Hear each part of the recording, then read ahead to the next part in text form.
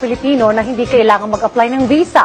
Matapos mapabilang ang Pilipinas sa listahan ng mga bansang binigyan ng visa-free entry ng Canada. Bukod sa Pilipinas, Ngayon, mga kababayan ko, balitang-balita ito na ang mga Pilipino daw ngayon ay pwede na hong pumasok sa Canada. Nang wala na ho kayong visa, pwede na kayong bumili ng ticket, diretso na. Parang pupunta lang kayo ng Singapore, Hong Kong, Thailand, di ba? Punta kayo ng Macau, punta kayo ng dyan sa mga visa-free. Ngayon, mga kababayan ko, pagkakataon nyo na yan.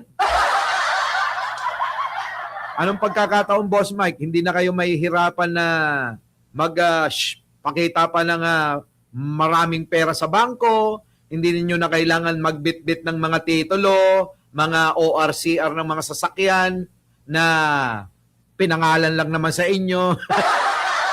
Di ba? Di ba? Thank you naman, Sara de Guzman. Di ba? Hindi nyo na kailangan yung mga kababayan. Yung pagka kayo pupunta ng embassy, bit-bit nyo yung baol nyo.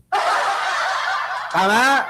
Ngayon, eto na, mga kababayan ko. Alam nyo naman sa Canada, malapit na malapit lang yan sa Amerika. Kadikit lang yan Diba? Nakikita ko mga kababayan, ito personal kong experience.